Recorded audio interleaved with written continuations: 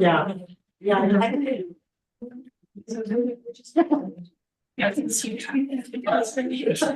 Which doesn't right. I was like, I know.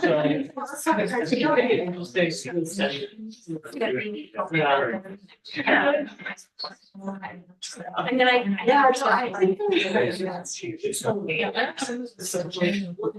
oh, sure.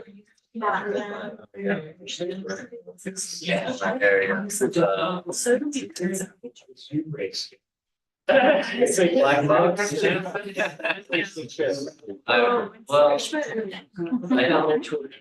mean, almost based on comments. Well, legal sort of. That's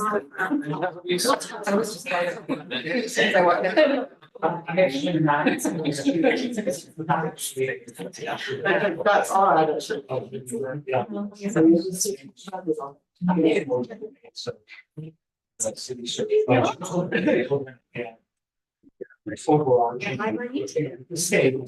Okay, it's 11:30. We're going to go ahead and call to order. This is the time and place for the meeting of the Boise Public Library Board of Trustees. Could we start with a roll call, please?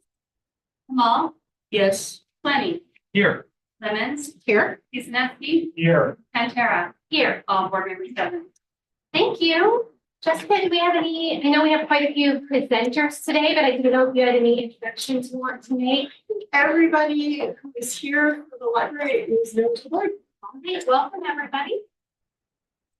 So first on our agenda is the approval of the November 8th board minutes. I have a motion for approval. So moved. Second. All in favor? Aye. Any noes? Okay, motion carries. Next up is the consent agenda. As you know, all matters on the consent agenda are generally considered routine and in a single motion. A trustee may ask that an item be removed from the consent agenda and considered separately. That said, is there a motion for approval of the consent agenda? I move approval list present. A second. Okay, all in favor? Aye. Motion carries. So first up in our reports is Jill Johnson from Friends of the Public Library. I wanted to note, Jill, that I think this is your last meeting as president, and on behalf of the board, I want to thank you so much for all you have done for the library. Oh, thank you so much. I really appreciate it. The privilege has actually been mine to work with our great group of volunteers and just in support of a community organization, a public library that I believe personally so deeply in. And it's just, I will continue on the board, so you won't see me, but I will still be hanging around. But I really appreciate your kind words. And of course, really all I'm taking credit for is the work of all of our volunteers. So I will certainly pass along your kind words to them as well, because it's really their work that you're recognizing. I just have a couple of quick updates for you today.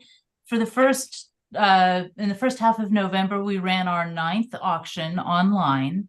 Online auctions are something we started during COVID because of obviously we couldn't really do our traditional fundraising efforts.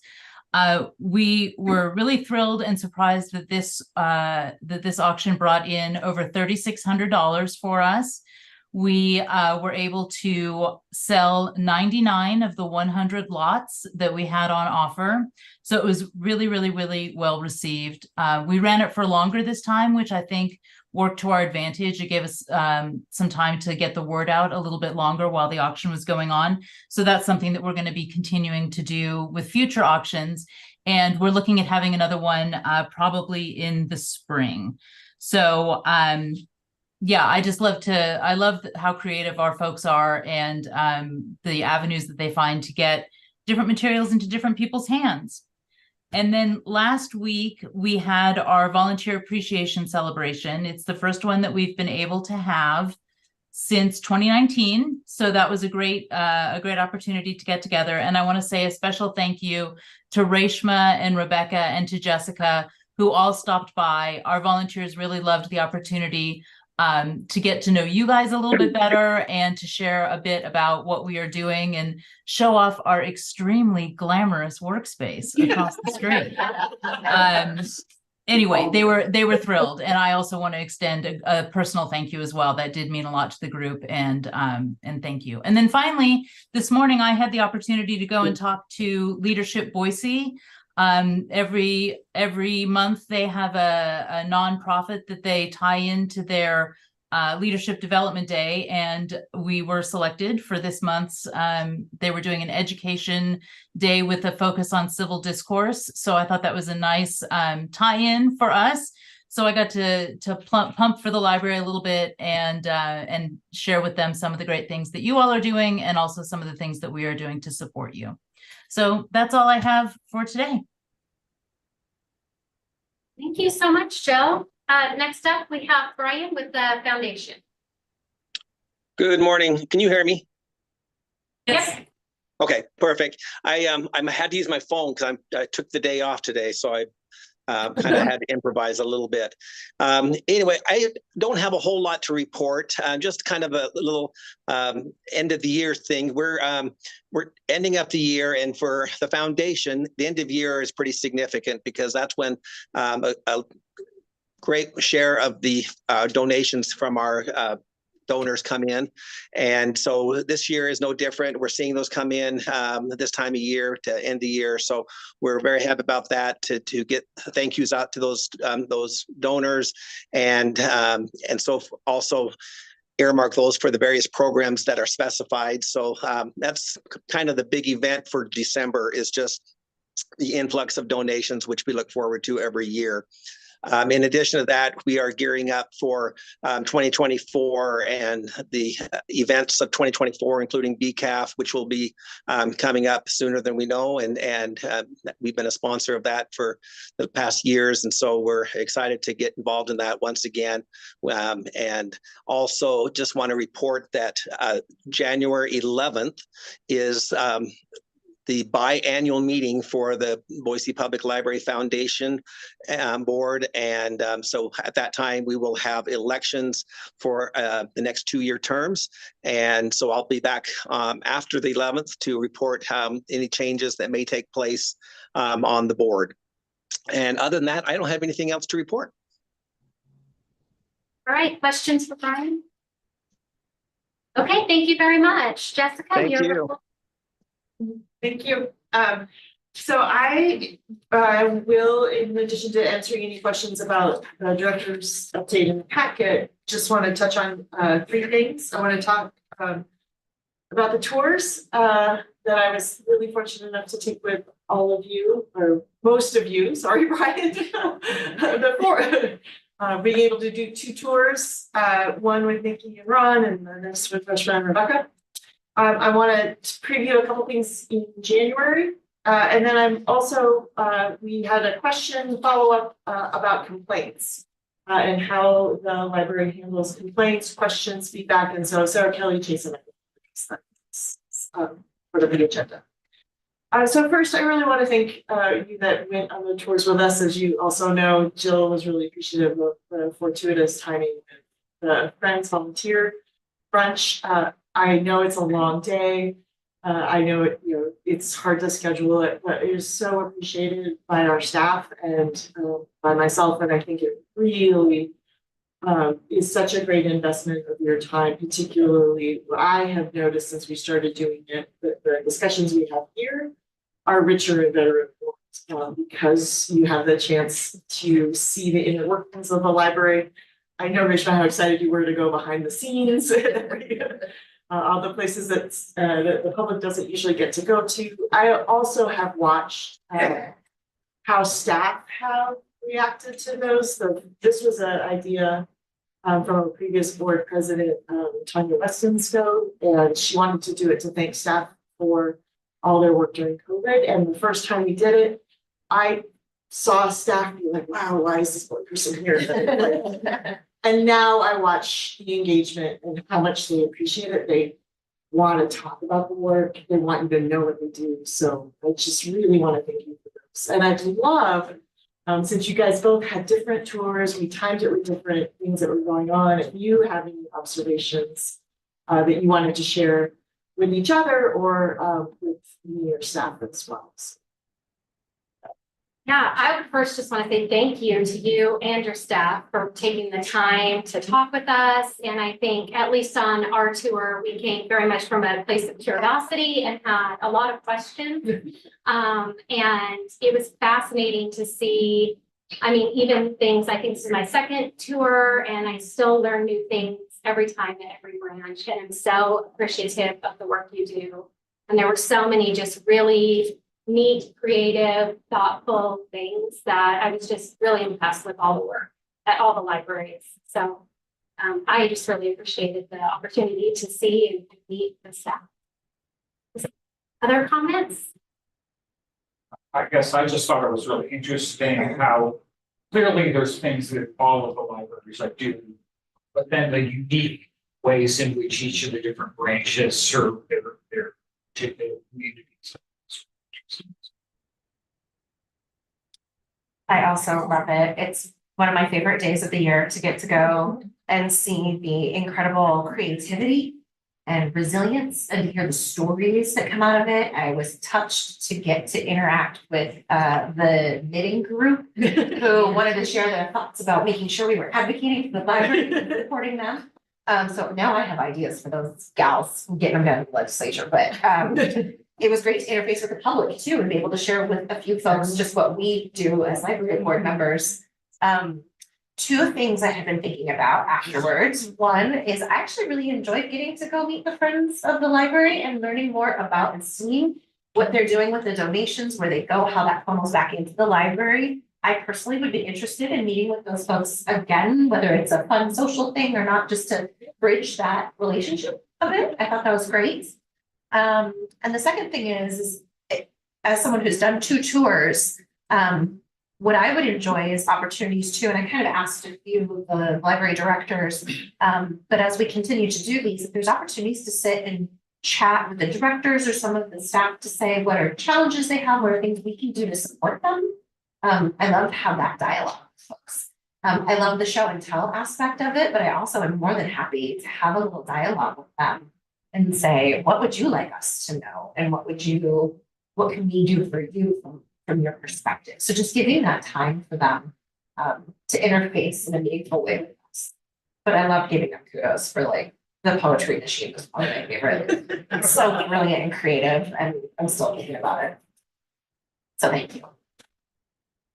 Yeah, I think for me it was the first time, especially going behind the scene, fascinating.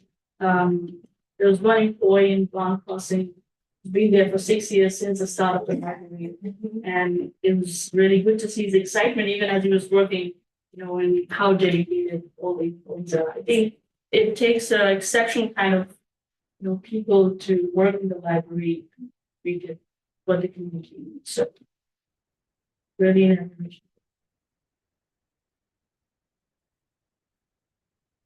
Thank you. These are great suggestions, and I really also appreciate the appreciation of staff. It's great to get to see them.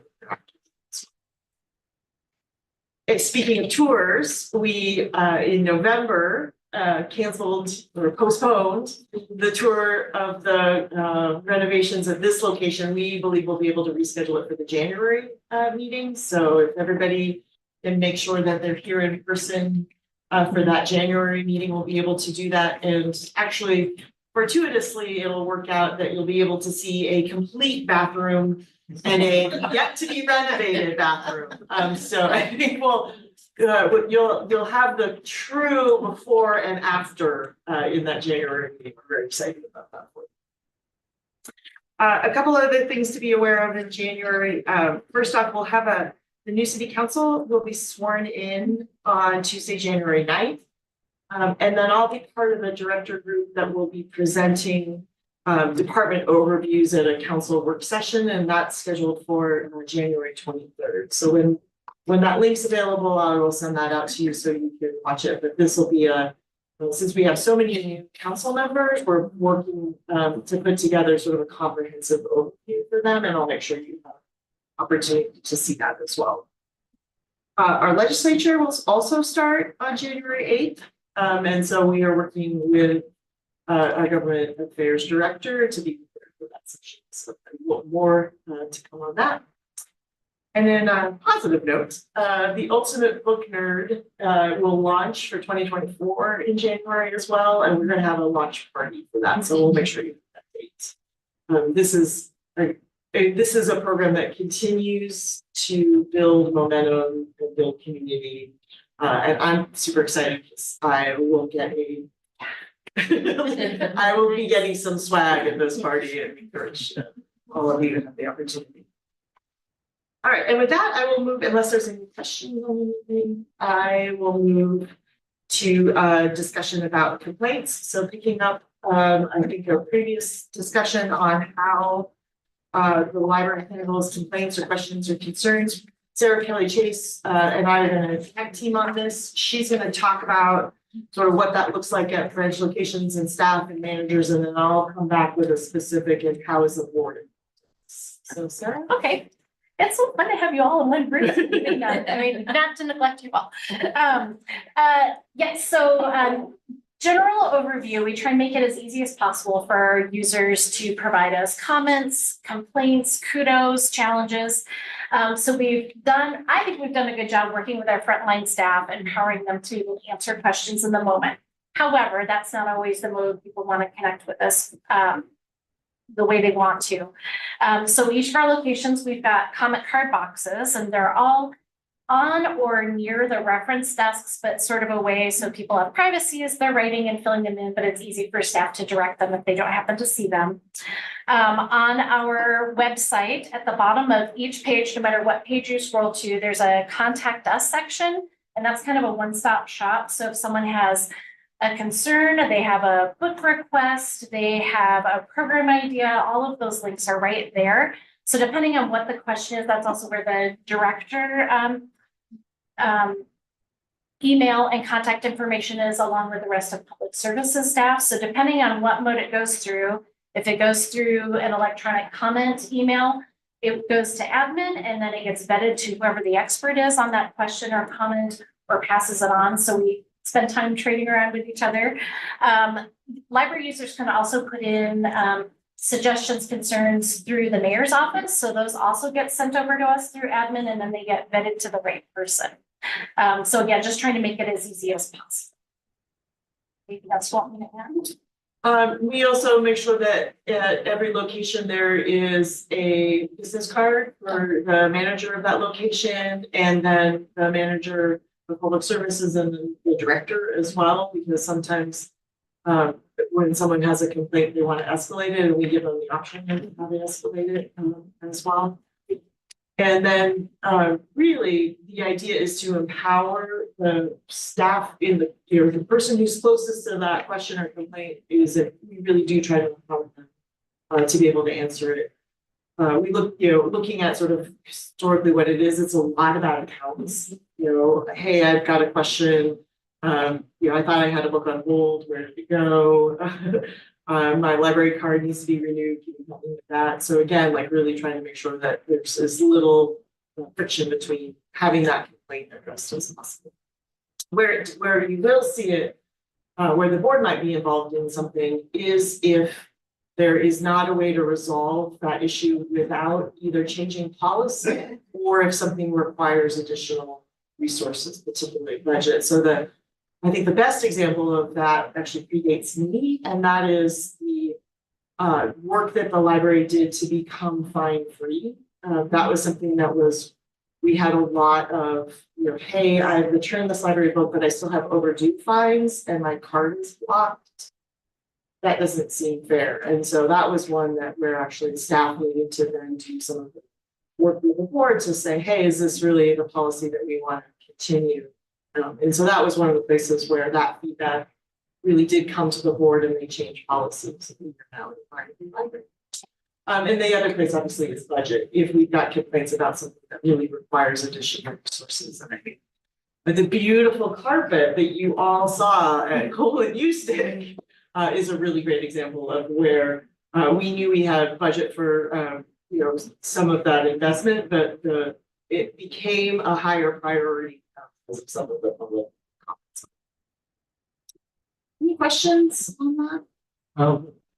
What does the library do to promote the awareness of the feedback mechanisms?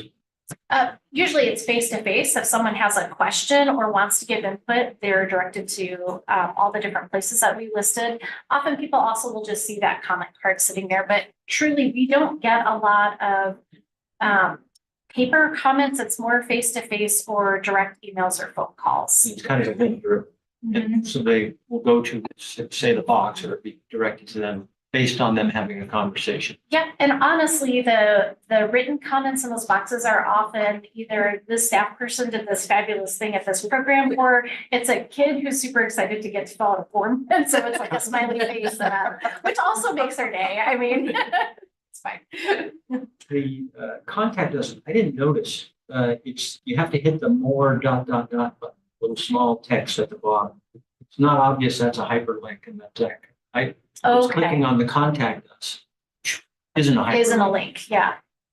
Okay, so maybe that could be an improvement for their next I'm generation. happy to know that these mechanisms exist, so feedback mechanisms. And people use them. We get stuff all the time, so.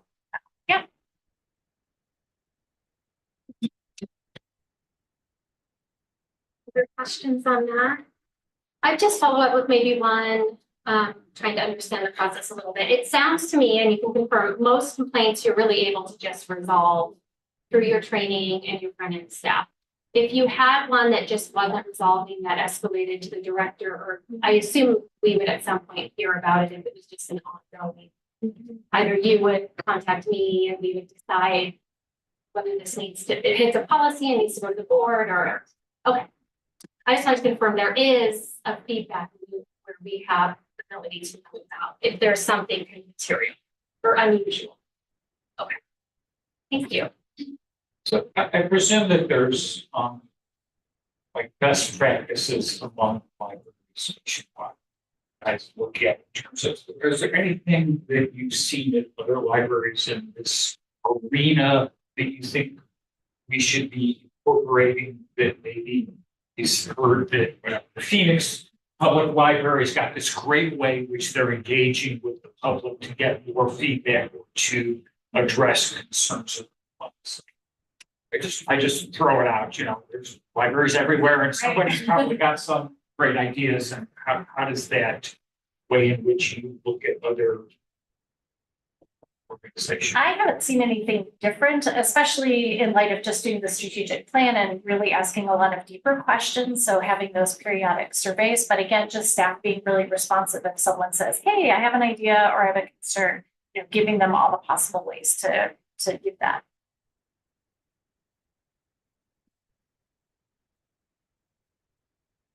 Thank you. I appreciate the feedback and information. Sure.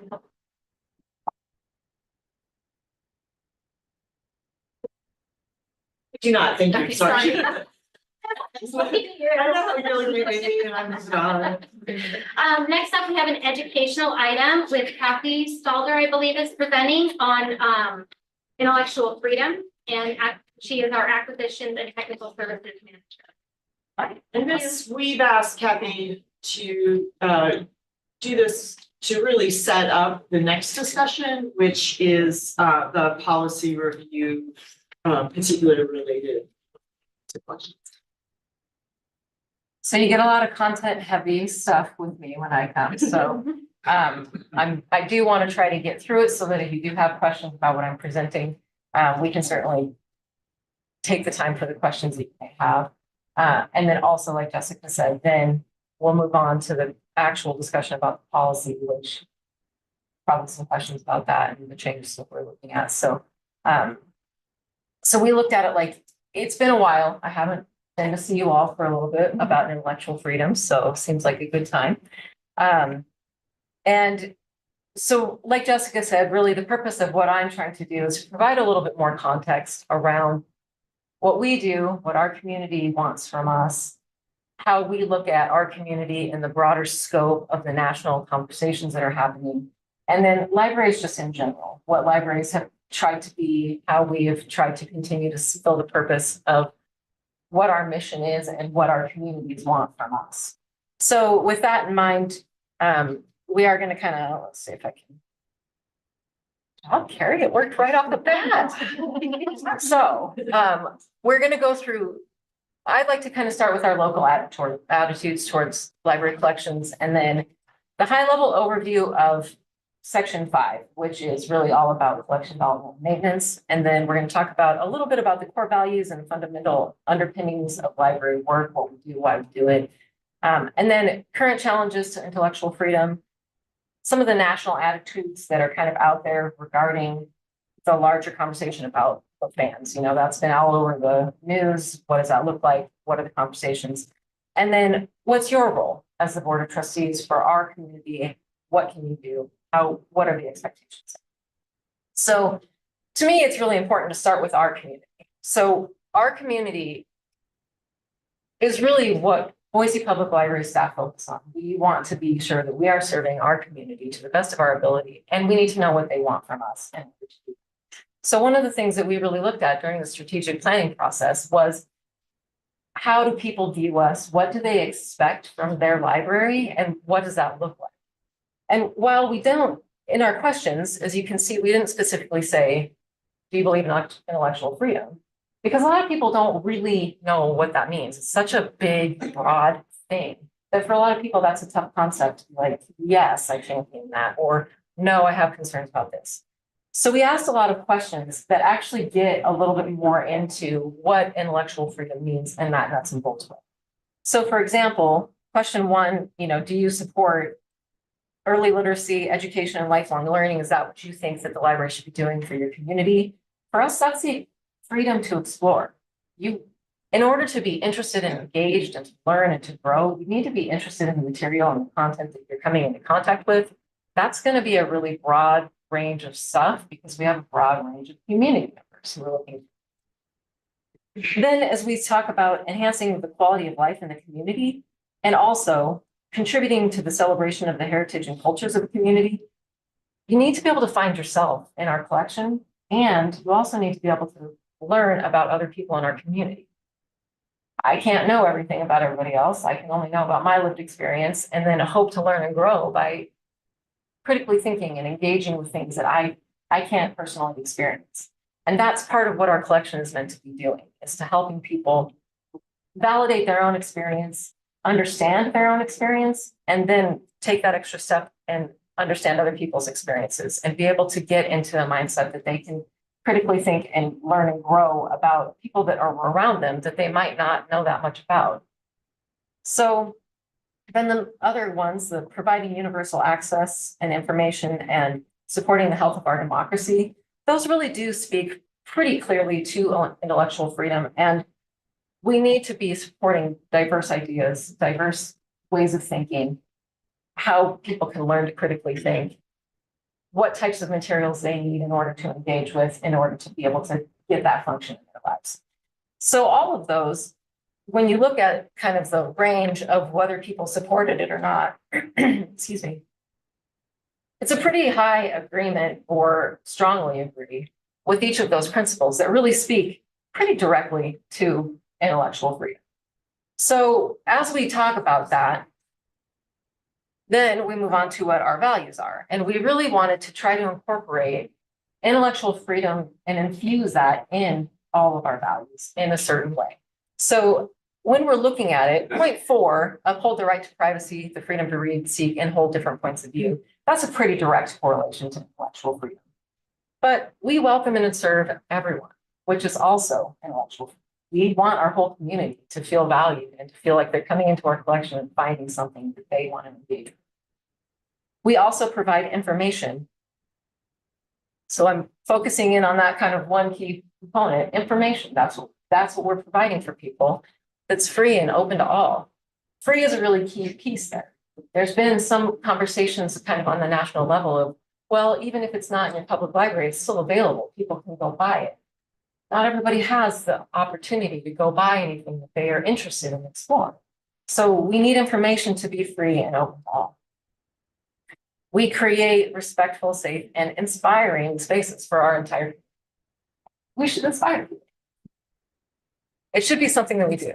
That goes back to freedom of information. I know, I don't get that emotional very often, but this is kind of what we do every day. You know, this is a lived experience for my team every day, to try to make sure that people find something that is inspiring in their library, that they come to us and they feel engaged and involved and excited. And then we're constantly adapting to emerging needs in our community.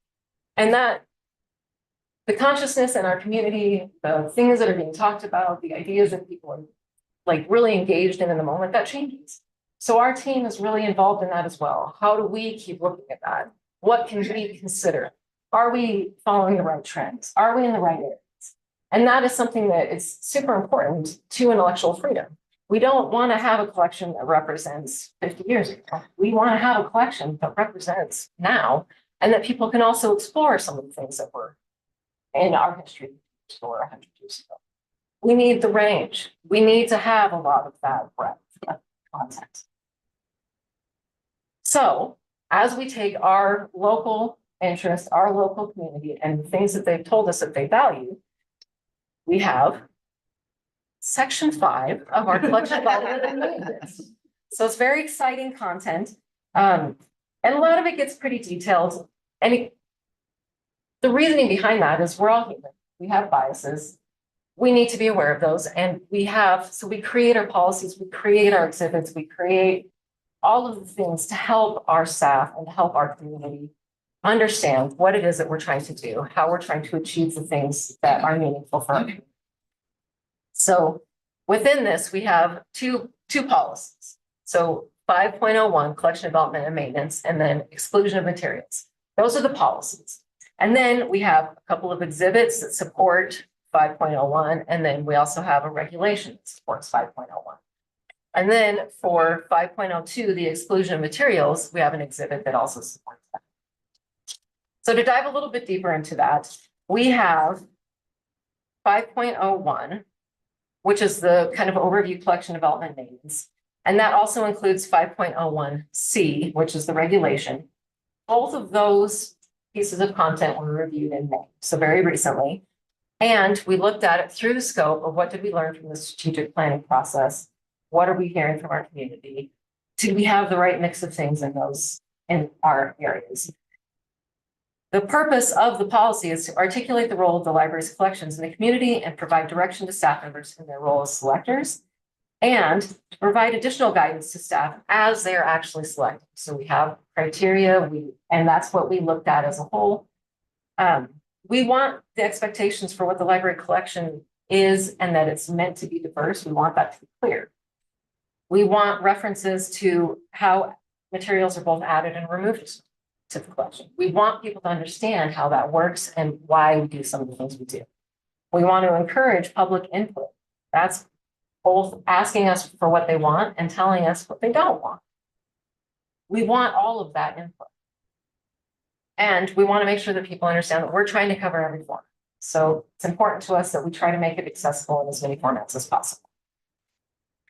So as we move on, the exhibits that support 5.01, we do pull those two exhibits in from outside organizations. So we have the Library Bill of Rights and then the Freedom to Read Statement. The intent behind both of them is meant to create that national representation of what we are seeing as a wider United States community. What do we see kind of across the board, that broad structure? As you can see from all of the adaptation dates, amendments, reaffirming dates, intellectual freedom continues to be an ongoing discussion, and there's always challenges. You know, it's fascinating to see that the Library Bill of Rights was first adopted in 1939. It's an ongoing conversation. And when things really come up and it gets a little bit challenging, then as a national community, we look at these topics, we look at whether these are still filling the need, and then we reaffirm them. I think it was interesting that in 1953, that's when the Freedom to Read Statement came out, and that's also, it was endorsed by the American publishers. Makes me think a little bit of McCarthyism, just that kind of era of where we were really trying to not be as open to different points of view, perhaps on certain topics. So you see some of these things coming into the national consciousness, and then they do become important on the local level. So one of the things that we're talking about, so since we covered those, that policy, that initial policy earlier, we're more focusing this time on the exclusion of materials, so section 5.02. And we're suggesting some revisions to this policy and to the form then to follow along with those revisions for a couple of reasons, primarily to provide more clarity regarding what the expectations are. So what's the expectation of the person filling out the form? What's the expectation for the staff as they respond? What's the expectation for the director if it gets to that step? And then what's the expectation for the board if it goes there? We didn't feel like we had clearly delineated each of those expectations in our original policy and form. So we also want to provide more transparency into what goes into each of those steps then. So what does the staff? Most people don't really know about that. It's a lot of research. We take the title, we do a lot of research, we try to figure out where's the complaint coming from? How can we actually respond to that human being's concern about this title? But we need information to do that. So there's been titles that we've gotten requests for reconsideration on that I would have never been able to understand where they were coming from. Probably one of the most interesting ones was there was a photocopied, I think it was $100 bill, maybe, but I can't remember for sure it was $100 bill, but it was a bill. And the person's concern was that that was illegal because it was a photocopy. It was the person had actually like recreated currency, which is illegal. Never would have actually looked at that book and be able to get to that concern by just looking at it. So we responded to it. We researched whether that was actually legal to have a reproduction of a dollar bill or a $100 bill on a cover, and we responded. So it was a fascinating concern, but it was not something that was on my radar at all, to be honest. So we need to make sure that we're understanding what it is that their concerns are, and then how can we respond to those concerns so they feel heard.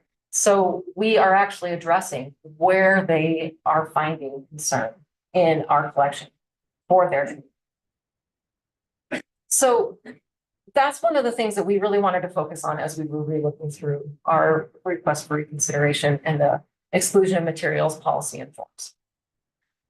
And that does play into kind of that larger national conversation as well.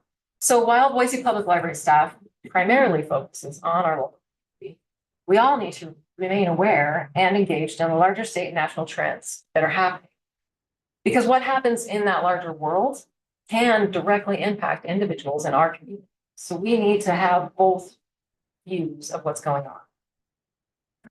And one of the things that I think about the most in the intellectual freedom debates is this quote that has really stayed with me for a lot of years. And it's, if we don't believe in the freedom of expression for people we despise, so people that, and even if you don't feel like you despise any individual human, you know, it kind of goes a little bit over, but we don't believe in it at all. So like, if there's something that I feel strongly is not my personal value, I still have to value that for somebody else. And so it isn't about the majority. It's not about my individual view. It is about intellectual freedom and how can we be open to that as a library, as a community, as an individual. And so, as most of the national conversation has really pointed to, recently in 2022, the #1 most challenged book was Genderqueer. We know that the community for the LGBTQIA+ has been targeted a lot in the recent challenges. And they're not the only community. There's also been some other types of content that is really being pushed back on. And it's being pushed back on in a little bit of a different way than we've seen in the past. So for January 1st to August 31st, 2023, the statistics that so this is coming from the American Library Association. They have an Office of Intellectual Freedom. 92% of the books that have been challenged within that time frame are actually part of a larger kind of group of titles that are being pushed back on. So what that means is that people are sending in lists of titles and saying, we don't like all of this. We want everything on this list to be removed.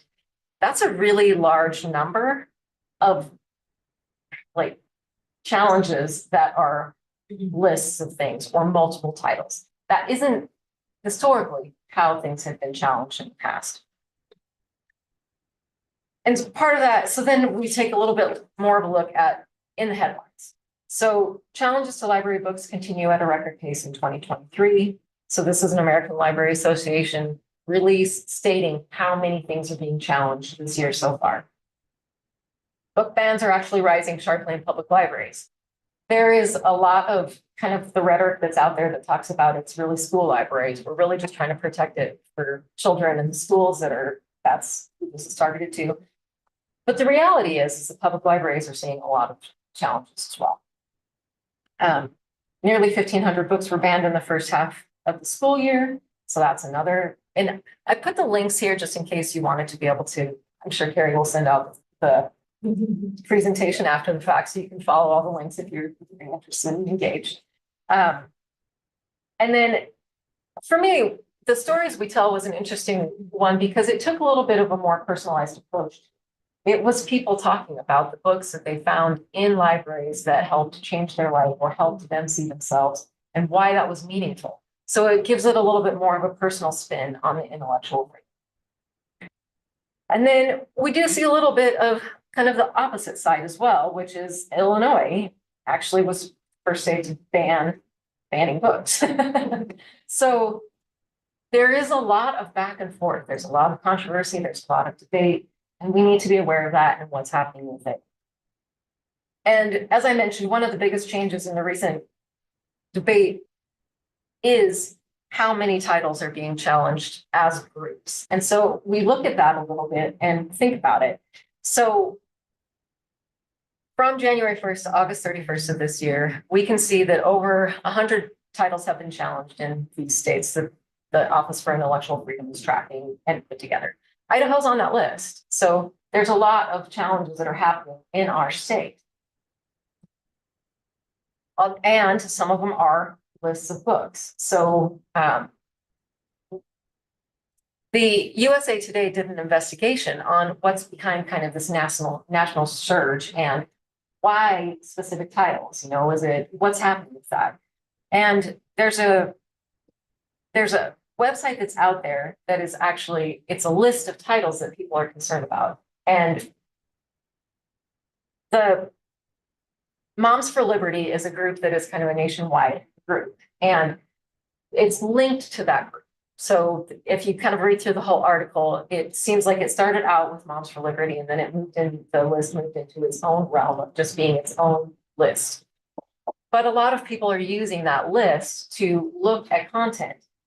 And so rather than finding an item on a shelf and interacting with it themselves and having some kind of context for why they picked it up, or having read through the entire work and getting the context of the entire work, they're actually finding materials that they are assuming that they will find objectionable because it's being kind of curated for them in some of these lists that are out there and available.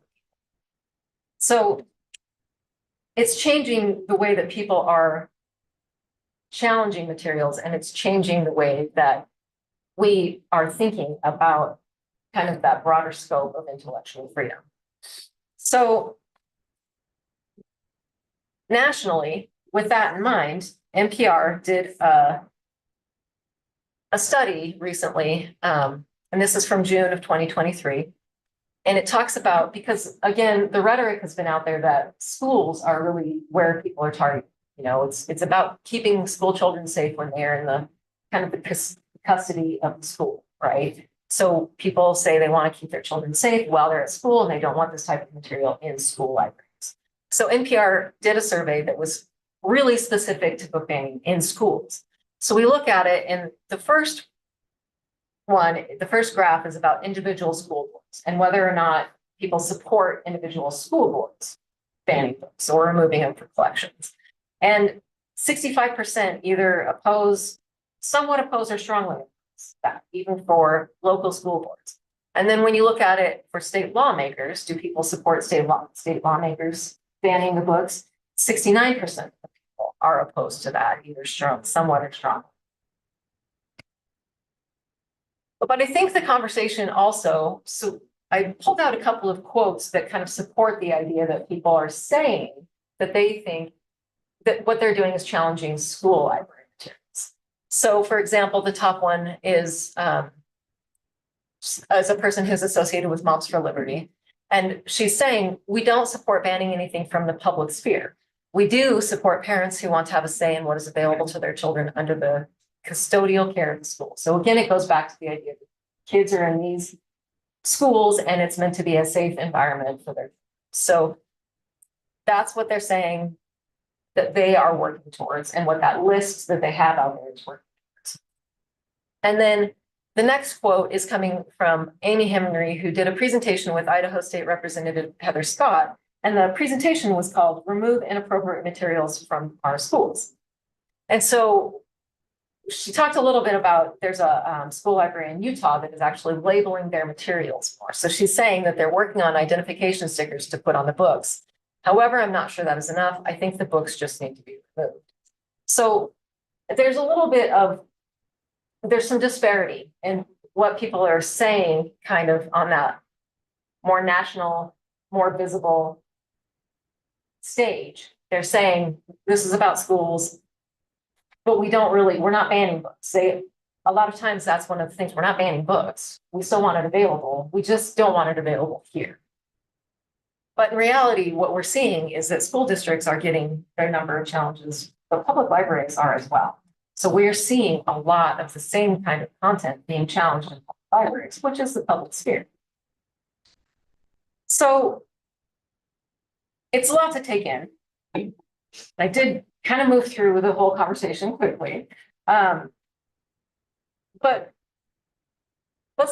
Boise Public Library staff, we remain committed to the values that our community shared with us. So as I mentioned earlier, we try to infuse those values into our value statements, and that intellectual freedom mindset is spread throughout. And we do that because that's what we feel our community told us to do. They feel strongly, so we are going to continue to feel strongly about that. So where do you all come in? Advocating on behalf of equitable access to materials in all formats. So we need free and open access to materials. We need it in a lot of formats. We need you to advocate for us. Recognize your role in the request for reconsideration process and be knowledgeable about our exclusion of materials policy. So if an appeal were to reach the Board of Trustees, then you'll be reviewing the steps the staff took on, did we follow our policy? Were we mindful about that each separate way? And how did we document?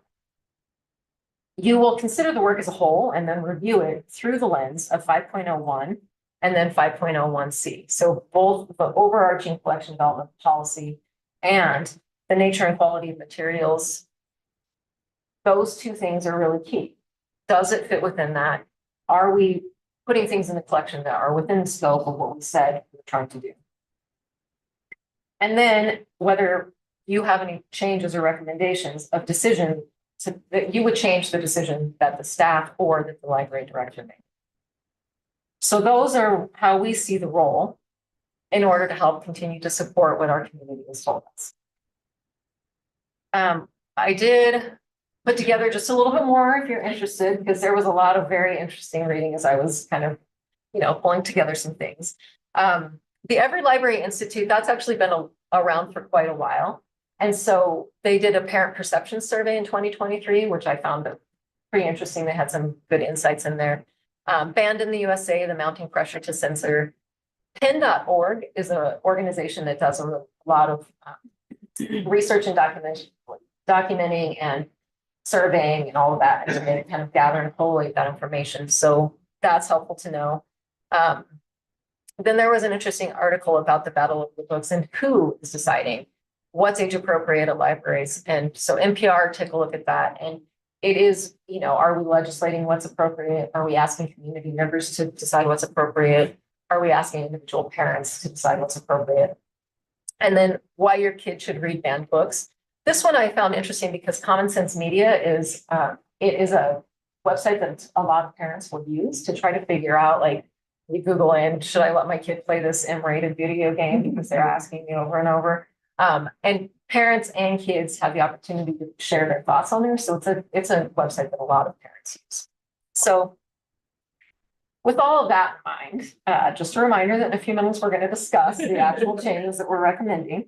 But do you have any questions for me about the presentation before we move into that discussion?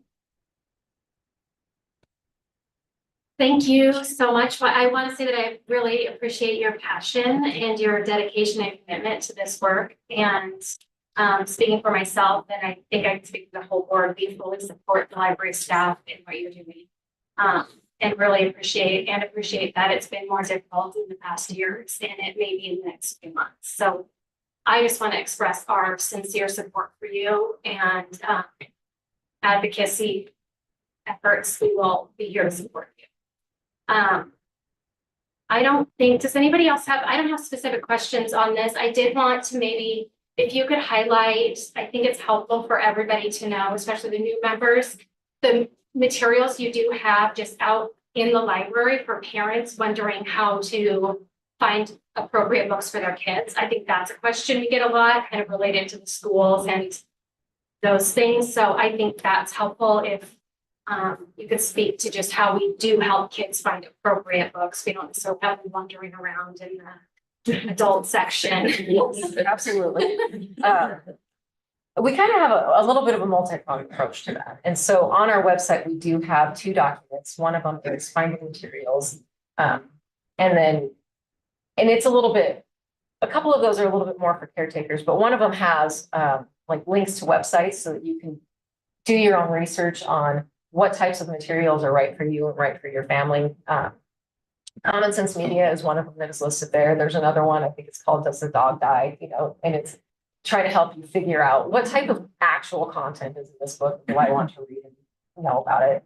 And we have that, we can print it off. It's online. We have it in print for people. So we try to get that out there. And then we also have one that talks a little bit about the different sections in the library, how to sort of gauge, just without knowing what exact content is going to be in there, what you might find in any given section. So we do try to break up the collection already. So for example, if somebody is looking in the easy reader section, it's going to be different content than if they're looking in the chapter book section. Yeah. Our chapter book section covers a really wide range of people. So it's the chapter books are really geared like second grade all the way up to 6th grade. That's a lot of different stages and what kids are ready for. So in that guide, we talk a little bit about, like, the longer the books are, probably the more challenging the topics are. So, and that's in one of those guides as well. And then we have our staff that are available and happy to help. On our website, one of the resources that we pay for so that people have access to it is called Novel List. And it has a K-8 component of it as well. And it really focuses in on what kids are reading, helps them find read-alikes for things that they enjoy and want something similar, helps them find things by subject, and so that it can kind of help guide away from maybe some of the more controversial topics that parents might not want. So those are some of the resources that we try to provide, both in-house and then also for anybody who's at home and needs a little bit of extra assistance. That's super helpful. And just on a personal note, I know that the staff sitting at the youth services desk in the library have been really helpful, at least for my kids. Like, they can kind of go up and, like, I'm at this region level, this is what I like, and I'm right there. And they've been really good at kind of helping them find something that appropriate for. I mean, sometimes it's usually more like their reading level doesn't match their maturity level, one way or the other. So I think they're really good at, I think really good and experts at finding appropriate things based on those factors. Just other people have questions for Kathy before we get into the policy more specifically? I have some comments. I don't know which is the right section to go into, whether it's we wait and look at the actual policies, but this is a really good presentation. It's a high level overview of the issue that we're facing at this time, that I think many of us struggle with, some of the things we hear and see and experience. But at a detailed level, when you go down lower, it becomes very, very complicated. And I think the best thing we can do is to build systems and policies and practices that understand what's going on out there in the world and are responsive and react to it to the extent that they can. So that's my general comment. My specifics, just as examples, I see this issue and feel it, and feel examples in my life on both sides of it. When I was a kid, I came home from high school and found that someone had put a book on my desk, everything you wanted to know about sex but were afraid to ask. And what I took away from that is my parents didn't want to talk to me about it, but wanted me to have the opportunity to educate myself. I thought that was a fantastic move by my parents. I, on the different side of things, went to a park in Oakland, California with my daughter and my grandchildren. And she lives in Piedmont, which is nestled between Berkeley and Oakland, and is, one of the more strongly political, social issue locations in the country. I'm trying to get the point across without being too specific in descriptors. We go to this park called Storybook Land, which is old, been around a long time, supposedly gave Walt Disney a lot of the ideas for Disneyland. And you go around on different rides and exhibits that are modeled after storybooks. And at the end, there's a little children's library. And my daughter and I and our two grandchildren go in, and I can't remember if it was the older daughter 5, grandchild 5, or the grandson 3, pick up a book. It's got attractive graphics on it. It's, it appealed to them and said, will you read us this? We start reading through, and we don't get too far in the book. And my daughter and I discovered this is about sexual identity and teaching kids to look for things that make them concerned about their sexual identity. And we both looked at each other, slammed the book closed, walked out, handed it to someone, said, this doesn't belong here, and left. We weren't citizens of Oakland. There were a lot of barriers to making feedback. But when we look at some of our policies, I want to make sure that feedback such as mine is captured and it's not overly burdensome. I don't have to have reviews of different points of view about a book to submit a concern about it. Otherwise, I probably would drop it and say, well, I don't care enough. I'm just not coming back here. So I think these are the kind of issues we have to wrestle with as administrators and trustees and management of the library to make sure that things are responsive to all the needs of the members of the community. So I don't want to be on a big soapbox, but I see both sides of this issue. I feel strongly. And I completely understand where you're coming from, and we don't want to put barriers up to people being able to give us feedback about the collection. 90% of the time, I'm not, I'm making up a statistic there just but when I was out on the front desk, most of the time, people are satisfied after having talked to staff about whatever item is concerned. So whether it is feeling heard, whether they understand that what the public library is doing, why we might have materials in a certain collection. We try to this goes back to the idea that we try to empower our staff to understand what we're doing with our collections and why we have materials and how we are approaching that and have conversations because they are our community. And there are staff that we have on our team who feel the same way, right? Maybe they don't think that this thing should be there, and yet it is. And why is it there? So we don't want to put up barriers to it. We want to have a conversation about it. And then if the person still feels strongly after having the discussion with the staff member and they want to fill out the request for reconsideration form, they're absolutely welcome to do that. And they don't have to talk to a staff member first. They can just fill out the form if they want to. And on the form, we ask a variety of questions in there to try to get a better understanding of what the concerns are. Oftentimes, people don't fill out the entire form. We don't require that they answer every question, and we don't require that they go out and do research. We just need enough information from them to understand what they're coming from.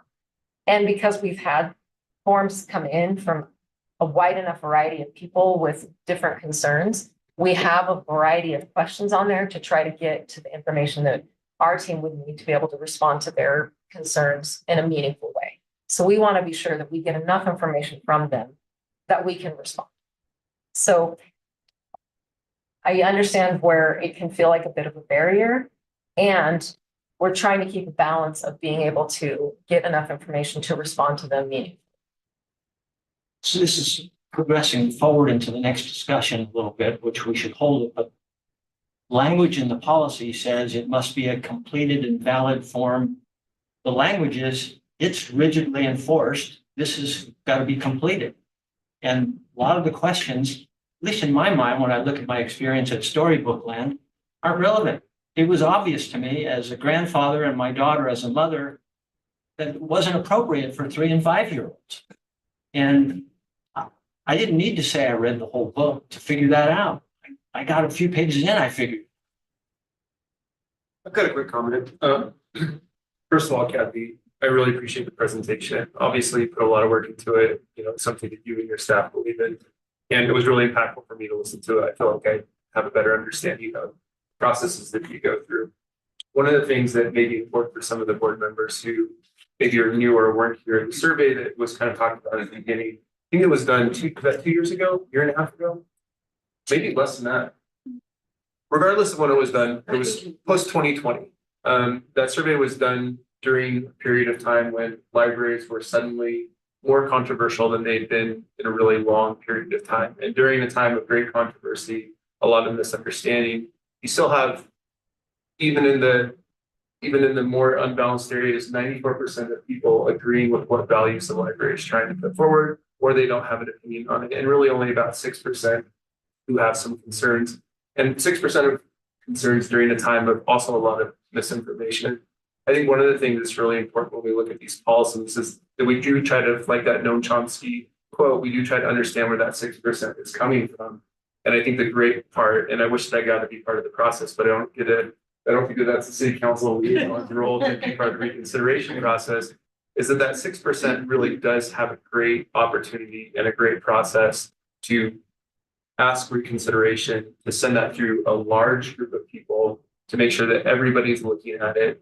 And looking at it to try to really understand, what it was that this particular person found disagreeable about it going forward. So I think that having that process in place is really, really important, but also a reminder that 96% of people or 94% of people either don't have an opinion or agree with the values that the library is trying to put forward. And so reading that survey again, through that lens, I think is really, really important. Something really important as we communicate to people. But like, we are asking questions from the community to try to figure out, like, are we doing the right thing? And by and large, it sounds like we are. So again, I appreciate that. And I appreciate that there is a process still for that 4%, 6% of people who maybe do have some concerns, and that we take those really, really seriously to the point where there's an actual board that will have the opportunity to take a look at it. Thank you. Thank you so much. I think it's probably a good time to shift to the actual policy review if we can do that. Because some of Brian's comments relate directly, more specifically to the forum. I'll take a moment, sort of introductory, to say that I reviewed and really, really appreciate adding more clear transparency and sort of record keeping behind what we're looking at. And to me, that's why the forum is important with all of its questions, so that we have a good record of, we understood why the objection was made, looked specifically into that concern, as well as other considerations. And these are the considerations we looked at, and then what exactly the steps are for that. So I really appreciate that. I think it makes it just a more clear, defensible process that makes it really clear we're fully vetting and help. So thank you. And I think Edward comes too, and Jensen. So appreciate the work. Yeah, and I do think, thank you, yes, this has a. We're a little behind, so I was trying to. No, it was a really important discussion that we have been having internally. We take these very seriously and we want to be responsive to our. We also know, we have wide range of views in our community, and so to expect that everybody would agree on every title is very unrealistic when you think about how diverse our community is. And what I am constantly struck by is how often one of the titles that is a request for reconsideration was a title that was brought into our collection as a request from a user. And so for a library, that balance is almost impossible. Like if we take it out because somebody says, I don't want this in the collection, somebody else said, I wanted it. And so we are constantly threading a needle of if I don't see this in the library, I'm not welcome. If I see this in the library, I don't. We are, and I think Councilmember Halliburton, that 94% of people are the people who, are really appreciative of that and recognize, you're right. Some of these are not for me, or they're not for my family. And so there's nothing more that we want to do than empower people to know how to use our collections and work with people to make sure that they are finding what they want to find, and also finding and not finding. We're not engaging. My favorite story on this is I cannot tell you how many times I have told my mother that I will not read mysteries where children die. And how many times she's like, you gotta read, it is so, reading is so personal. And what one person really wants to have and one person don't have. So we take these requests for consideration so seriously because we know how much people believe in the library and want the library to serve their needs. And there's nothing that is more chilling for me professionally as somebody saying, I'm not going to come back. I had such a bad experience. I'm not going to come back. And sometimes we have control over that, and sometimes we don't.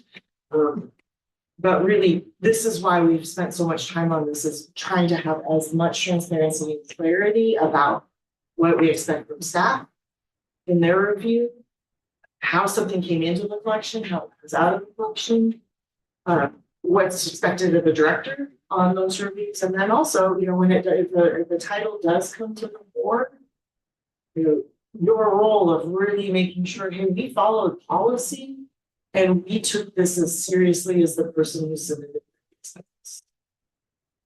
And I think one of the things that help prevent the I'm not coming back response, which you and I share is the worst possible outcome, is seeing that the wheels of the system to evaluate the feedback have worked.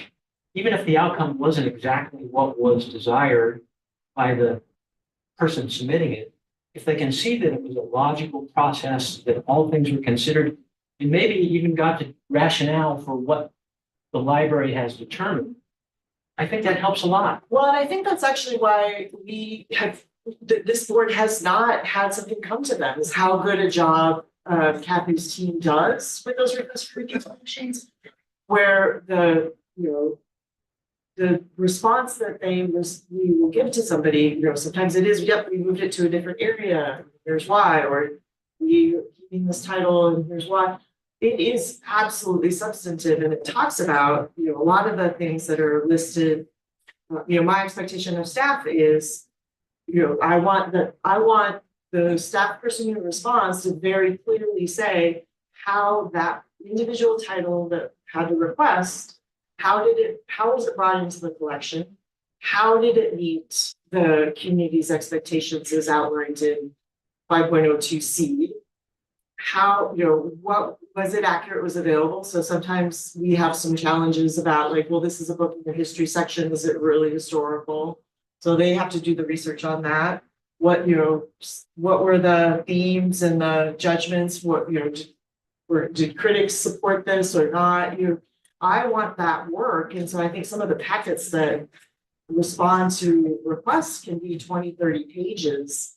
Because I expect staff to do that real work of evaluation so that the person who has that response knows exactly how that individual title was evaluated, when it was brought in, and then when their request was.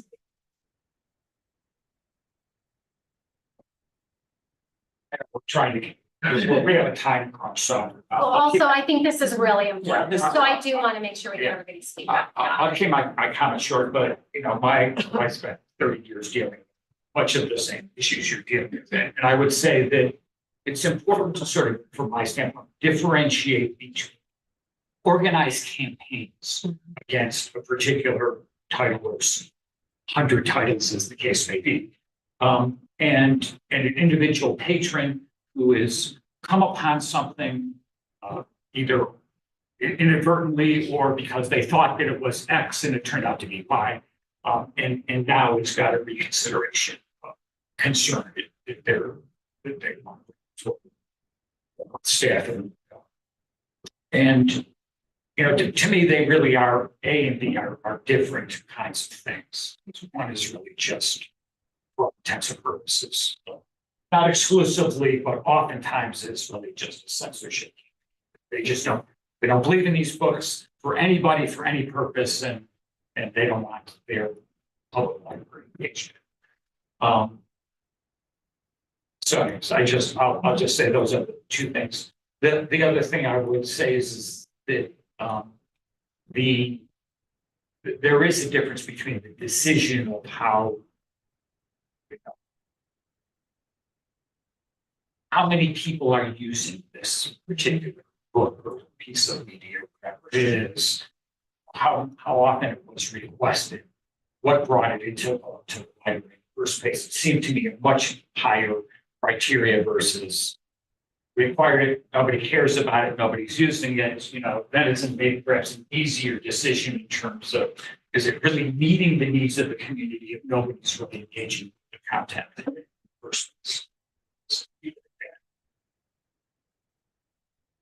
I like your distinction, and quite frankly, we don't have enough shelf space.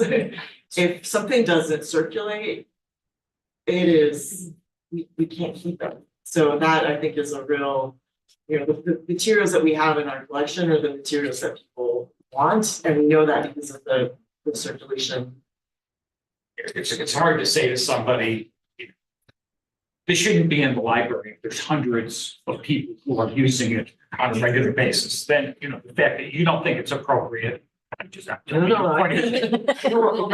Whomever doesn't think it's appropriate, it's clearly meeting some portion of our community's needs, and yes. I completely agree with your point. Even as a user point of view, my wife and I have a gay son. He's a great kid. He went to MIT and Harvard, and anybody would be proud to have him as their kid. I get to. And we came to find books for us when the coming out happened. And it was really helpful to have them available. So it's not a question of banning so much as making sure the appropriate thing is accessible in the appropriate time and not inappropriate time. And I just wanted to speak to your question about a little bit more. We tried to frame the questions on the form in a way that we don't want people to have to go do a bunch of research or, you know, have it feel super, oh, we don't actually want your info. So we've tried to make it, for example, are you aware of judgments of this work by professional critics? All they have to agree is a no. No, nope, not aware. That's totally fine. But we have had people say yes, and that's why I'd object to it because of X, Y, or Z, which my team might not have found that. We might not have been able to kind of get to what they were really concerned about if they hadn't written that down. So I am hearing what you're saying, and I do feel strongly that it needs to be a process where people don't feel like we're shutting them down, where we are open to their input, especially if it's an individual who has real concerns about the title. Rebecca, do you have, I can read it, you're waiting to say something. Oh, this topic is a lot. I agree with much of what has already been said. For me, as I look at the policy component of this, and I deeply appreciate the passion and the research and also feel very strongly about these things to the point where I advocated very strongly, both personally and professionally last year at the legislature on behalf of some of these things. For me, I have, as a board member, explicit and implicit trust in the staff. And I have every belief the staff who work here for the Boise Public Library are folks who take this very seriously and do above and beyond due diligence. I hope we don't get to a place where they're expending extensive resources because of the campaigns and other things that are happening. But for me, a policy should cover two things. One, it should provide full transparency to the public in an easy to read way. So not being a lawyer, I'm looking at this and do I understand this if I'm reading it? And for the most part, I do. There are only 2 words I didn't understand when I read it. And then 2, I want it to give cover to the staff. I want it to give backing. Should there be a concern or a contest with a decision that's been made, that there is a clear outline of backing and support for how the decisions were made. So that if we do get to a place where we have to really go tee up for this, the staff is covered, Jessica is covered, and we also are covered because it's explicitly written. So I appreciate the time, especially that Ed has put into making sure that we have the cover here, and then also that we have the public transparency. So for me, aside from the 2 words I didn't understand, I felt like the policy is getting towards that aim. And I appreciate the policy doing so, because I have no doubt that the staff are doing their job and their role here. Personally, it's more, does this give us that this is the clear, so if anybody were to check or ask what's happening, and it gives the backing and the cover and the support to the staff that they may need, should there ever be a question. Great. Reshma, do you have comments or anything you want to add, since I think we've heard from everybody? I don't want to put you on the spot. I just No, wanna make no, sure that- I think it's a fair question for everyone. How do we get the balance? You know, and we're dealing with books, we're dealing with stories of, human beings, and I think that'll be a struggle that we have to, face and see where the community needs are, where the library, catering to those needs, and how do we find a balance in looking at everyone's perspective, what their requirements are, and we go. Appreciate that. I think this will probably hold till the next meeting for approval. Is that I know that I had sent a couple just red line type comments on just some of the wording, like how we define request for reconsideration, and Brian had. And then I've just kind of taken some notes as we were talking. I don't know if somebody wants to maybe take a second look when it says completed form, to just think about if we can address Brian's concern that, I don't know, maybe there's one question that doesn't apply, they could put NA. Maybe it's as simple as putting, if something doesn't apply, mark NA. Just looking at the form piece of it, which doesn't require approval. Right, so maybe we could just focus on so page 20, which is policy 5.02, which is what the board would approve. Rebecca, I'm particularly interested in the terms you didn't understand, I'm guessing de novo. Review? Yep, got it, okay, we can bring that back with what that actually means. I'm gonna make Ed and myself and Kathy but if there's anything else in policy 5.02 that you would want to see, again, we would take the policy as you vote on it, and then we would use the exhibit to mirror that with the feedback on.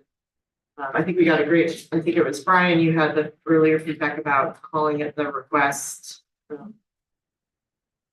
I do want to make sure we've got all your feedback and expectations for a new edit for 5.0. Yeah, and my sense from all the comments is that I think we're generally very supportive of 5.02 and how it's drafted. It's just we had a few edits that could come back at the next meeting. Does that sound I have a question maybe about that. So the next meeting, what's the date? January. January 10th. January 10th. January 10th, great. And then the legislative session begins on January 8th.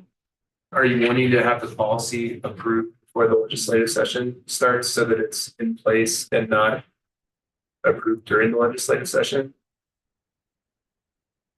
I guess I feel like as long as we have clear reasoning behind why we brought it to the board, why we're bringing it back at that time. I don't feel like we're trying to rush anything to try to be slightly intense. We already have something in place, you know. We do have something, but the other thing is, you could do a motion to approve it with a definition for de novo. And But the request is on the exhibit, not on, is it? Okay. yeah, that's. I didn't know if it flowed through to this one. Are you talking about the completed and valid comment? It's on, that's on page 20. It's on the third paragraph, when a completed and valid request for library materials. In the policy though, I mean, completed, it's filled out, valid, meaning it is somebody who is a Boise. But it's like there, Okay, what if we put substantially complete? So I was. Right, so if we did substantially complete defined de novo in 5.02, did I miss any other? I have an issue with Go ahead. substantial. You do, okay. How would you It's do that? either complete or it isn't complete. What is substantial? Well, there's legal. Is there a legal definition? I'm sure we could find that. Yeah, I was just trying, then maybe we could deal with that in the form itself. Would you be comfortable with that, Brian? Like maybe just you can put NA if it doesn't apply, or just want to be responsive to everybody's. Yeah, I think both are pretty close, but when we're talking about policy, we're just things to make it a little sharper about when things is a form, when things transition from a form to a document that's going to be working its way through the process. It was just a little cleaning it up. Yeah, and I think that was mostly the regulation.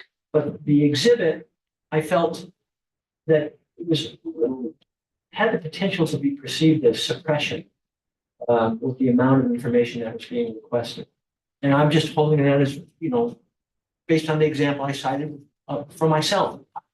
I didn't need to read the whole to know that it was the wrong book at the wrong place. At the wrong True, time. but you could just respond that no, you didn't read the whole thing.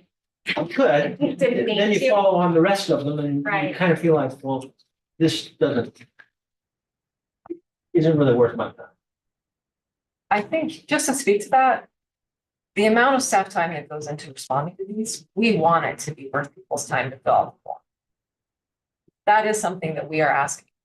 We want you to either have engaged with the material or with the staff member to get some kind of level of why you would take it to the next level to fill out an official formal request for reconsideration to remove it from our collection. Because it's hours of work that go into each one of our responses to these. So we are looking for people to have engaged with the content in a way that they really feel strongly that it does not deserve to be in the public library. And that work is an expenditure of taxpayer funded public resources too, so It's sort of a translation into suppression, what you just said. I don't So- agree with that. Is there a need for me to go look up what reviewers No, have I- said about the book? No, you can say no. We didn't look into that. If it's relevant, if I've gone ahead and looked it up, I can just put it in question number 1. Here's what I found objectionable, and here are other things that I found that say my opinion is valid based on reviews. do you have an idea of thought? I just want to back up for a moment because I think the example you gave is depending.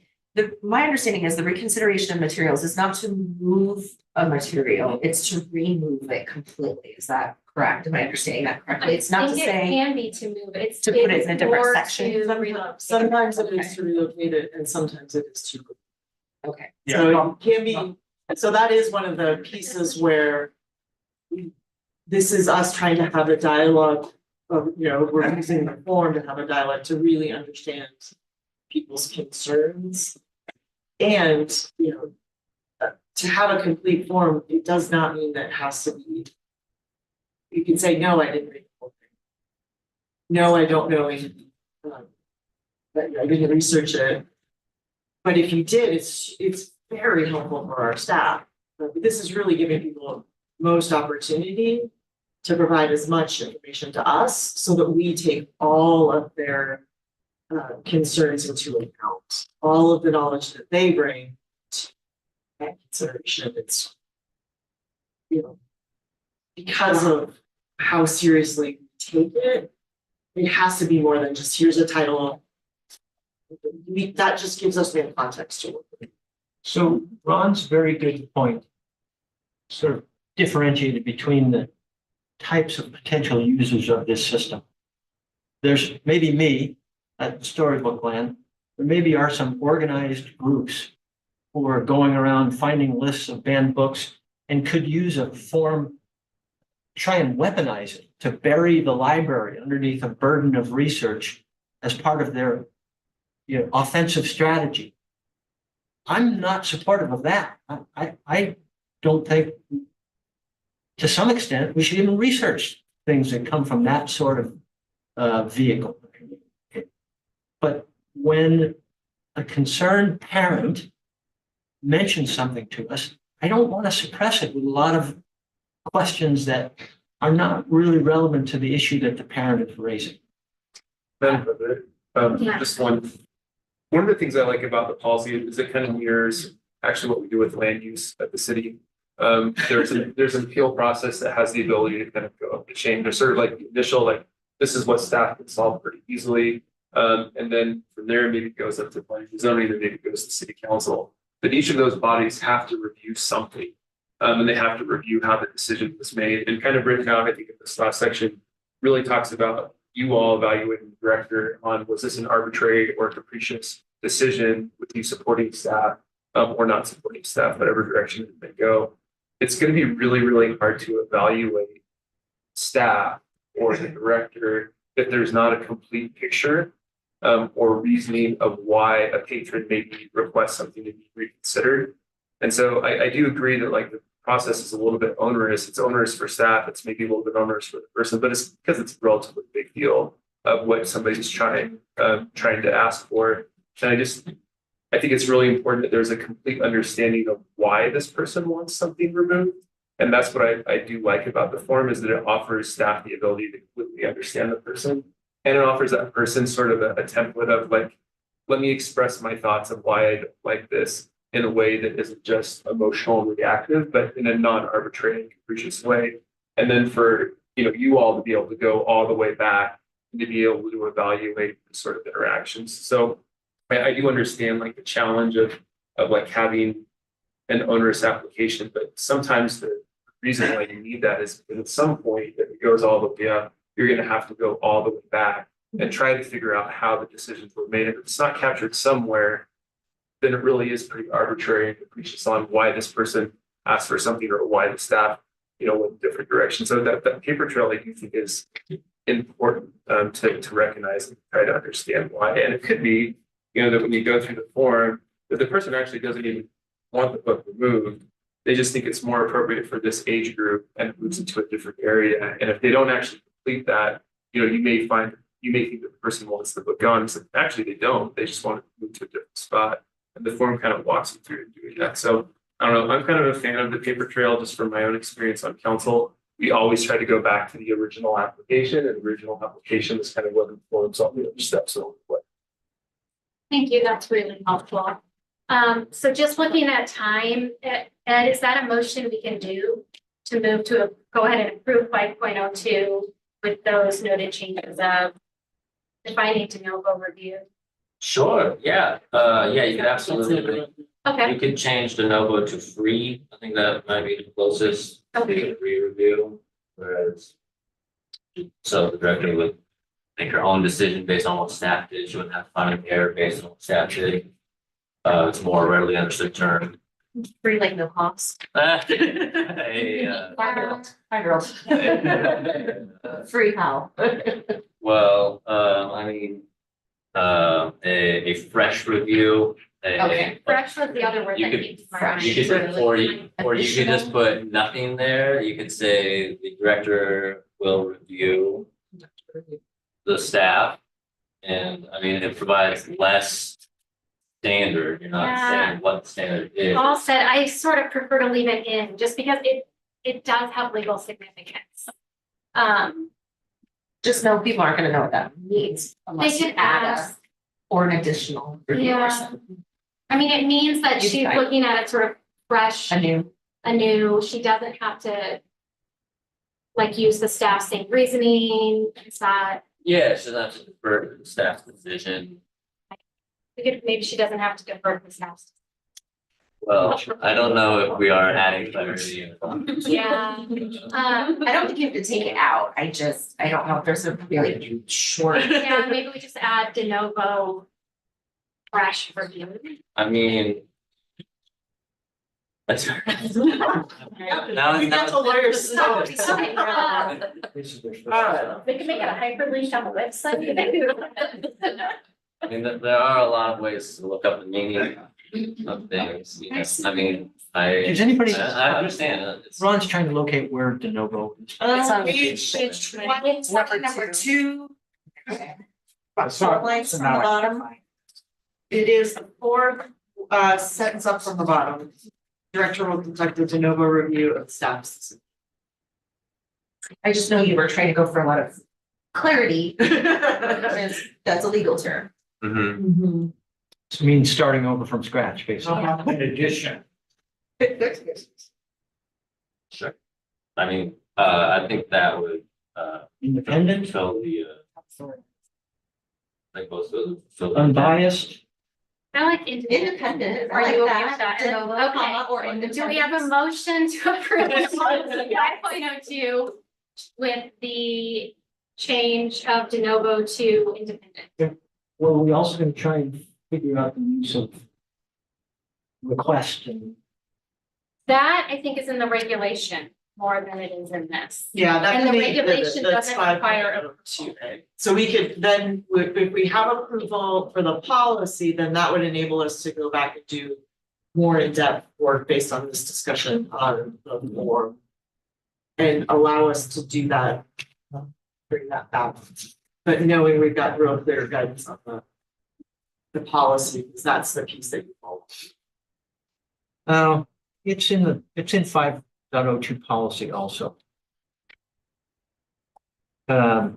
Condition.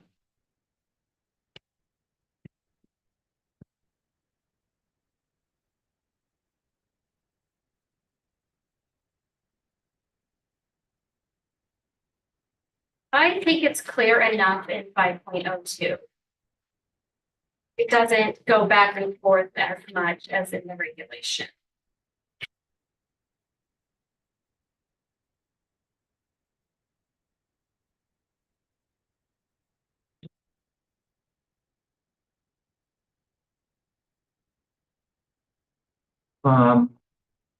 I had some suggested in the third paragraph, modifying it just slightly.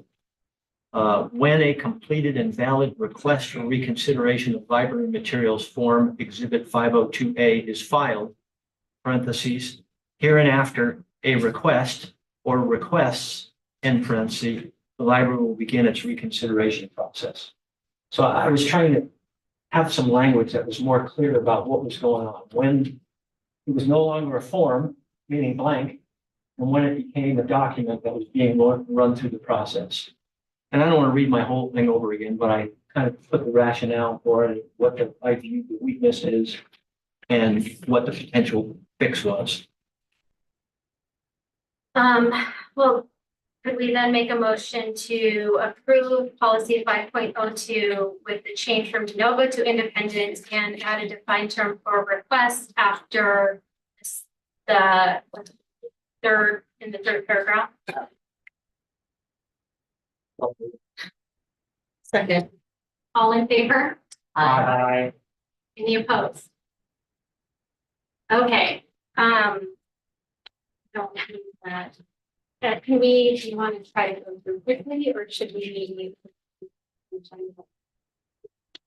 I think The one thing that we absolutely would like to make sure you cover is the certification. These are of quick, my Idaho. own questions.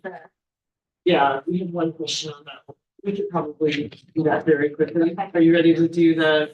Can we quickly do the fiscal? So thank you. I know that this is a really important discussion. I'm glad we took the time for it. I really appreciate all your comment. We will do additional thinking and work on the form itself. That direction is very clear and really want to make sure that we are balancing all the different viewpoints that we had today, because I really do appreciate it. We struggled with it for a lot of time.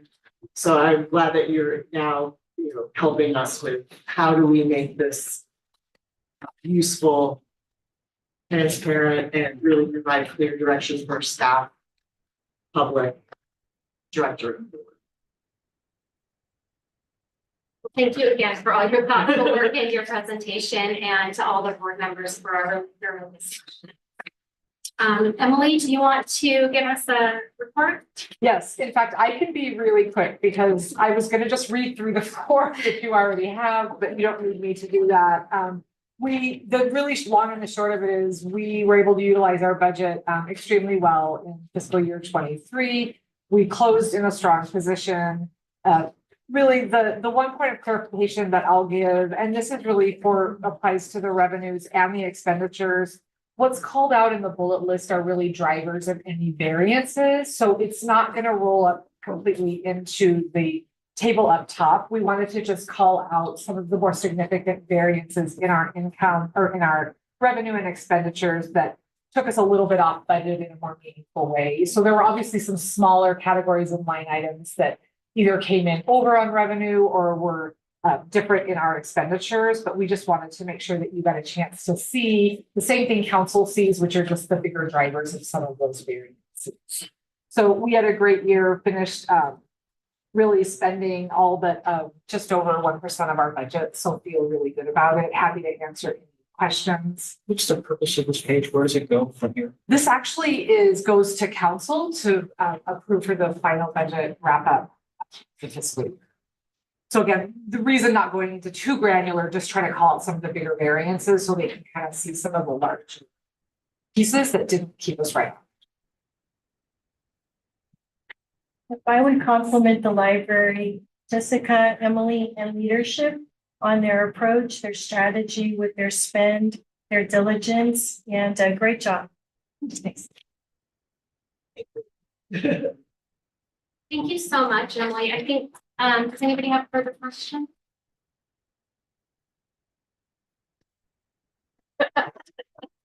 Then the next thing is the certification of the Idaho Commission for Libraries Annual Report. Yes. Yes, Every year, the Boise Public Library provides data to the Idaho Commission for Libraries. They have a standard reporting process, standard questions. This rolls up for libraries all across Idaho. Then the state commission reports to the Institute of Museum and Library Services. So the report, as you can see, this is what will be loaded into the portal. The questions are not questions that we choose. This is, sort of national statistics. The one change, since they do want to track over time, the one change is they've removed questions related to COVID. That for 2 years they had questions related to how services have changed related to COVID, so those are no longer in this. The other thing that I need to make you aware of is the packet has all the questions except one of the things when we do load it, the names and home addresses of all members of the Board of Trustees are also reported to ICFL. Obviously, that's not public information, so it's not included in this packet, but because you are Board of Trustee members, wanted you to be aware of that requirement for ICFL.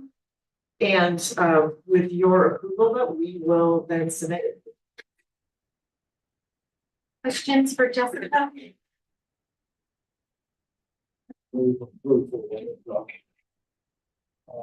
Performance evaluation. We're actually in just about that, Ron, if you look at that motion. The survey, right? Sorry, public library survey, excuse me. Yes. Prepared was a great report. I second. All in favor? Aye. Any opposed? Motion carries. And then I think the last, the action items. Correct. Okay, you'll recall, we're using generally the same process this year, or I would propose to, for the library director evaluation, which is one of our responsibilities as board members. What I would propose, and I am open to feedback, is that the president and vice president serve as members of that committee to conduct that evaluation. Similar to how we did last year, we'll have a series of executive sessions to make sure we're getting board input. We do also seek city input formally with an evaluation form the city fills out. And then we also seek input from Jessica's staff through a survey. So Rebecca and I would work through all those pieces and come back to you all for input and approval as part of that review process. So I think the action at this point would be to go ahead and appoint Rebecca and myself to serve on that committee, unless somebody has a different preference. Just a reminder, we came up with informal guidelines for ourselves as board members, that it was a calendar year was the evaluation period, and that unless trustee had been a trustee for at least half that period, 6 months of the calendar year or more, they wouldn't participate in the drafting of the review. So, Ron and Reshma, you get a pass this time. Well, and that's why we weren't able to have just the officers do it last year, because Rebecca was newer to the board and wanted to have somebody in longer. So I think going forward, it makes sense to have that as sort of an executive committee function. Ron, do you have I have a question now. Okay. Not about that. I have no issues with. So. Okay. My question what to do with the obtaining of feedback from the staff. And from the way I read this, it was just you. So I wondered if there was any opportunity to feedback from other than in the last 2 years, it's been feedback from anybody who is a manager or supervisor. So it includes my direct reports and then some of their reports that manage and supervise. So I think the survey last year went out to about 14 people. So it's a little bit further in, but still with the idea of it's the people that interact with me the most, and the city's feedback does include some of the surveys that are done for staff in general. We have a program called Connect Boise, and so the city can bring that piece in to try to get a wider view. That's what, yeah. That's why. Yeah, I know that the way it was written up. No, it's that was clear that you didn't have that context. So that said, I entertain a motion to appoint the executive committee as the committee to evaluate. So moved. Second, all in favor? Aye. Any opposed? Okay. The next trustee to review payment vouchers is Rebecca. Are you available? I am. Wonderful. Are there any issues with the next meeting date of January 10th? Particularly with us wanting to do the tour, so if It will that, take place after? we will try to do the shortened, since it's part of your meeting. It'll be part of the meeting, so we will have we'll try to have as short an agenda as possible, which is part of why I was trying to, what can we make sure we get done in this meeting? We'll do the tour, we'll need to come back to adjourn the meeting. But we want to make sure that that's a date that works for everyone if possible to be here in person. Since we also know how much you wanted that opportunity to do it together. It's one of the thought, it sort of ties to the budget. You get to see what all the things are that need to be repaired. And I think it's helpful to us. Okay, I would entertain a motion to adjourn. Move to adjourn. Second? All in favor? Bye. This meeting is adjourned. Thank you all so much for Thank you. Thank you.